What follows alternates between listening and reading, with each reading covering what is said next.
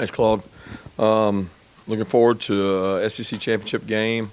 Always a great venue, a great event. I spoke on this yesterday. I feel like I'm saying the same thing twice, but it's just an incredible atmosphere to play in.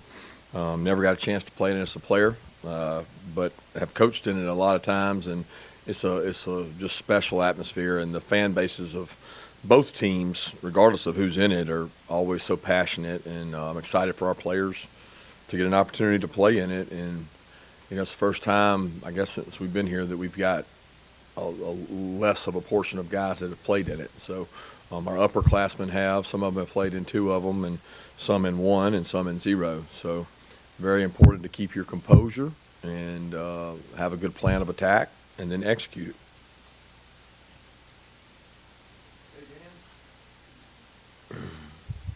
Specifically on facing Alabama's defense and Will Anderson and all that entails, your left tackle situation, do you feel good about Broderick Jones being able to handle what all that Alabama can bring, or where is Jamari and his recovery, and would he be, well enough to return to that position for you this week? Don't know the answer to that. Jamari's going to practice today. Jamari had a setback last week that was minor, but it was enough that he couldn't play this past week. We wanted to get him out there. I thought he was going to play against Georgia Tech, but once he had the setback, it was a little tougher for him too. We'll find out where he's at. Pressure getting to you. It's really up to how he practices and what he does. The good news is he's played a lot of SEC football. He's blocked some really good players before. They have some tremendous edge rush guys, including Will and others. They do a good job of attacking that.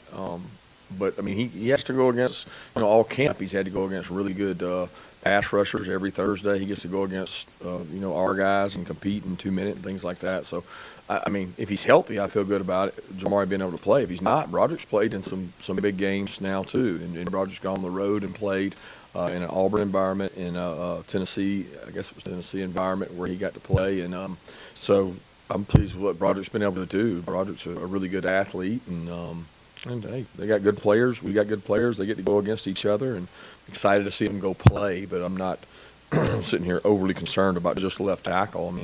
We got to block. We got to throw and catch. We got to be able to run the ball. We got to be able to have some form of balance, and we got to do what we do better than what they do. Hey, Kirby, how do you use your tight ends, not just as a receiving aspect, but also in the blocking aspect of your offense? Yeah, those 3 guys have kind of been the unsung heroes. In some cases, I guess you could say they're not unsung, but they're the unsung heroes in terms of everything they've been able to do. Number one, they've been dependable. Outside of Darnell, they've been healthy. And when you get dependable, healthy, talent, good pass catchers, I think Coach Hartley's done a tremendous job of them in run blocking. It's hard to find tight ends that can block defensive ends in NFL, but in the SEC. And our guys, we don't leave them out on an island often, but they hold up when they have to block in the run game and get movement and read things.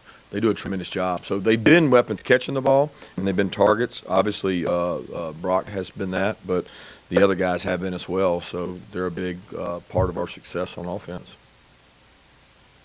Kirby, why do you think you guys have been able to hold up well from a pass rush perspective after Adam Anderson wasn't available? In terms of, I know you guys have other quality guys, but did you guys make some tweaks in terms of how you approach that? Not really. We haven't changed a lot. The guys have bought in. We've got a good group. We've got less depth all across the defensive line now in edge rushers than we had previously. But you get good rushers, you let them rush. They'll go against one of the best tackles in the country and our best groups that we faced as a whole. So they'll have to do a really good job. Kirby, I know you hate the whole you versus Nick narrative in the media and fans, but I'm just wondering, in the 3 times you've coached against him, have you found anything unique, different about coaching against Nick Saban in a game? You got really good players.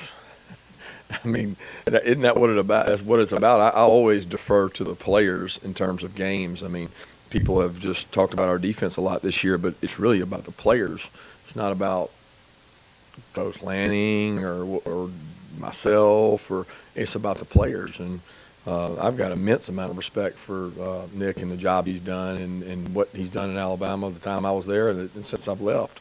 But he'll be the first to admit it's the phone calls Monday through Thursday and the official visits Saturday and Sunday that get the job done in terms of the players. But it does take a complete organization and great leadership, and he's provided that. I know you talked about having your players run early in the week to get ready for a four-quarter game, but the other part of that is the poise in those make-or-break moments in the fourth quarter. Is that something you can simulate, or you can't have that until you have that? Well, it depends on how you view every moment. I mean, I look at every moment in opportunity in practice. We're coaching. We're demanding excellence. We create adversity because we go against each other. We put, hey, today we got 5 2-point plays. Offense, you're going to go ones on ones. We're going to go out there and see who wins the best 3 out of 5, 2 points. I mean, there's some adversity in that. Those are heat of the moment type plays. I know for a lot of you guys, you'd say, well, that's not the same as a game. It is. I mean, we make it like a game. You can only want to do it right so bad. And if you want to do it really right in practice, you're creating that same situation. And a lot of our guys have played in the heat of the moment many times. I mean, I look at every start of every game that way. So I don't put greater emphasis. There's no like, okay, well, we've got to simulate this or this week. No, we got to go be who we are, and we got to do it better than they do it, and that's your goal. Kirby, what concerns you most about Metchie and Jamison Williams? I mean, the quarterback ability to get them the ball. I mean, they're really elite wideouts, but what puts them over the top is the distributor. You know, he is an incredible athlete, player, decision maker. What he doesn't get enough credit for is when the play breaks down, his skill set to deliver the ball, make people miss. You know, he sets up rushers. He's like a point guard. He's like an elite point guard that can distribute the ball. And when he's dribbling down the court, he's got the ability to throw it over there, and then he can make you miss. And he almost baits rushers. You know, he sits back there and is very patient, keeps his eyes downfield, great composure. But he makes those guys even better because where there might be another guy like that somewhere, they might not have the distributor to get them the ball. And, you know, he does a tremendous job. And I think that O'Brien and them do a great job of putting them in positions that they're hard to cover. You know, they mix up where they put them. They're not here and there, and that's where they are. They move those guys around. Kirby, back in the spring, I asked you who your field general was on defense, and unequivocally it was Nakobe, even though he wasn't on the field. Now, how much do you think that experience for him actually helped him be an even better leader? And then also kind of walk through George Pickens' similar journey, not being on the field but growing, you know, in that role. Yeah, Nakobe's been he's an unquestioned leader because of the way he works, the way he worked in the offseason, the way he demands that others work. He holds them accountable. He did that when he was hurt. He's done it since he's been back. I mean, you couldn't ask him to put a better foot forward in terms of his work ethic. And Quay goes right along with that. That group, Quay, he, and Channing, work so hard that it raises the standard for everybody else. For George, you know, he was away for so long that, you know, he wasn't really getting to do things with us when he was rehabbing with Ron and not coming to practice and not being out there and working underwater and working in the weight room. And there's a long time where he wasn't really with us. And he's been with us for now. I mean, it's been a while now that he's been coming back, building up to it. And I think he's had a good influence on the young receivers. And some of those guys had to play faster than maybe you would have wanted because of injuries, and they've been thrown to the fire, and he's provided some experience for those guys. Kirby, last year, in that game against Alabama, you know, Stetson had some plays in that second half where he put the ball in danger and made some, you know, poor decisions. How have you seen him grow in that aspect this year of taking care of the ball and, you know, kind of like you said, being Bryce Young, you know, being a distributor to the playmakers and, you know, not putting the ball in harm's way? Yeah, I think a big part of it is, number one, protection. How well can you protect and allow him to? Because no quarterback's very good without protection. I think we've seen all good quarterbacks have rough days when the protection's not there. So the first thing you have to do is protect him well. You have to have a plan. He has to understand the plan. You have to avoid adverse situations. You get yourself in a bunch of third and longs. I don't care who your quarterback is. He's going to struggle because those take longer routes downfield to develop if you're going to try to get a first down. And experience. That's the number one thing that Stetson's been able to grow from is looking back at that game. I don't know what that was, his second, third, I don't remember the fourth start. And, he's played a lot more football now and certainly has improved in terms of decision making. But that's a critical piece to every game is that player at that position makes so many decisions during the game that the outcome is usually affected a lot by the quarterbacks that play in the game. Kirby, didn't notice Kendall Milton playing on Saturday, and I know y'all had targeted Georgia Tech as the return date. Wanted to see if there was an update on his potential to play Saturday. Hopeful to get him back. He was close this week, wasn't able to go. Would love to have played him.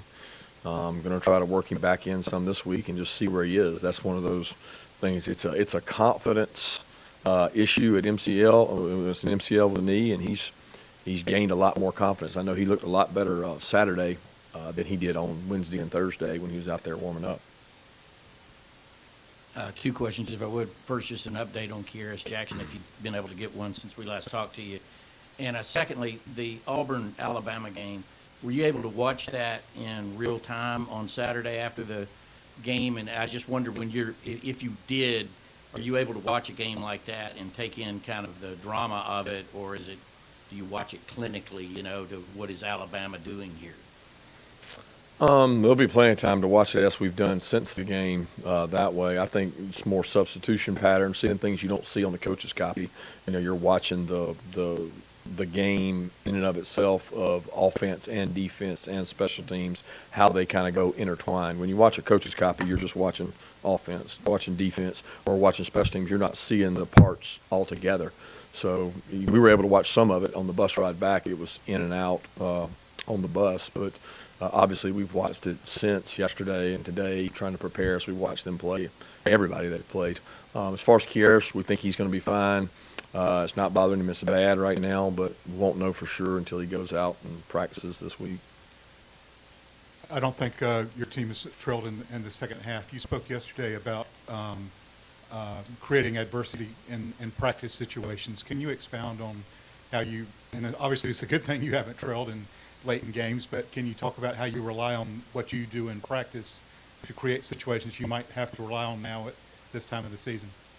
Yeah, the situation doesn't change when you trail, right? I mean, like if you're worried about that, then you're worried about the wrong thing. I mean, you need to be focused on what you have to do to execute. You have a plan of how are we going to run the ball, how are we going to throw the ball, how are we going to stop them, what's our plan of attack on special teams. Does that plan deteriorate and evaporate if you don't have a lead? Not necessarily. You may have to tweak some things. You may have to move some things around. But you got to figure out what you're doing well or what they're doing different. That's the chess piece of the decision-making process, but that's not in and all everything where you have to worry about that. The big thing is what do we have to do to get our players to execute at the highest level in an extreme environment, and some of them having some anxiety. You want to try to remove that and allow them to play with confidence. That's our emphasis. Kirby, I think a lot of people nationally may see what y'all are doing on defense and assume that, you're just winning the old Georgia Kirby way of a few years ago. But how much do you think what you all did on offense and opening things up is also to credit for you all are? How much is to credit our defense, the fact we've opened up? Well, I think we've got good players on offense, and I think Monken's doing a tremendous job of using their skill set. I still don't know if we're as open as we would love to be. We've had injuries at wide out. We've had to do it some different ways. The huge difference in our offense is the production we've been able to have in terms of explosive plays, use of tight ends who are talented. Let's be honest. Insert Brock Bowers and insert Darnell Washington. You've increased the talent level at that position. We're using the backs, but I feel like we've used the backs well before, and we've got a good group of wideouts. I think Coach Monken's done a tremendous job of using our personnel where we may not be as big on the offensive line as we've been in the past. But I do think playing good offense is important to your success. You can't be one-sided and expect to be successful. But the area that we've left most deficient is probably special teams. I think we're good in special teams. I don't think we're elite or great, and I think that we can improve on that. Seth's question there. Last time you guys played in the SEC championship game, you lost by 27 points. How has this program changed since that game or since that day? Well, number one, the team we played that day was a really good football team, probably one of the best that I've seen. You know, I've been in the SEC for 18 or 19 years, so they were a tremendous football team with a really good football team. We've improved. I think we've recruited well. I think our kids are playing with confidence. I think there's a lot of things outside of just the X and O's of football that this team has really connected, and they've done a good job from a leadership standpoint. So we're not the same team we were then, and there's some areas that team was probably more talented than this team. But the strength of this team, I've said it repeatedly, is the team. And the fact that it is a team and it's not a one-man show of any kind, it's really spread across, has been the strength of this team. As far as Chris, we're hopeful he's able to go today. He did some running yesterday, and we're hopeful to get him back. But, again, until I see it and him go out there and practice, I won't know. Kirby, what are your impressions of Alabama's offensive line, and what did Auburn do to be so effective in pressure? Well, first off, Auburn played them in a very different style. I mean, it was not what you see Auburn play all the time. They used a couple of different methods with the receivers and different things. But their offensive line is they had X amount of first-round draft picks on that offense last year. So anytime you have that, you're going to have guys that have to get playing time, get experience. They moved to guard, to tackle, and he's been able to play. They've changed out their center a couple times, played different guys there. They've had some injuries. They've had guys move in and out at right tackle, just as all of us in the SEC have to do in finding the right combination. You have injuries. You have to move people around. I think they've had to do that. And anytime you lose the talent they have, you're going to have guys that come back and have to grow with experience. I think they've gotten better throughout, but it's more to it than just what Auburn did. I don't know how you guys look at it, but that's a really tough place to play, and so is A&M, and that doesn't fall on deaf ears with our staff. And understand, probably two of the hardest places to play in the country are right there, because we haven't been to A&M, but I've been to A&M, and we've always gone to Auburn, and it's a tough environment. That game is always different. The 9 years that I was there, you never could judge anything on that game because it's such a interstate rivalry. Kirby, I guess this trip to the SEC championship game is different for you all in that there's a perception that playoff-wise you guys could get in even if you lose. How does that change anything with with your guys, you think? I don't see that has anything to do with anything. I mean, I've said all my career that, to win an SEC championships is almost just as hard, because the years that I spent in Alabama, you could say that winning the SEC championship was just as hard as trying to win a national championship, and it's one of our goals. We want to put it on this wall in here, and to do that, you got to win the SEC, and that's what we're focused on.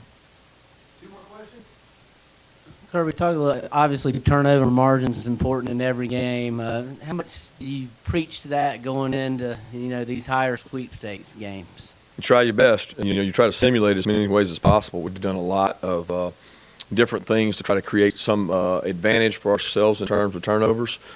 We have not been where we need to be at that. We've had like 4 or 5 games we're dead even, 3 games where we lost a turnover margin. And if you're considerably better than somebody, that doesn't show itself. It doesn't become glaring. In these tight games, it's huge. That and explosive plays are critical, and we have to be able to generate more, and we have to be able to protect the ball, which I feel like our offense has done a good job protecting the ball. We haven't gotten enough defensively, and that's a big emphasis for us this week. You talked about the last time you guys were in the SEC championship.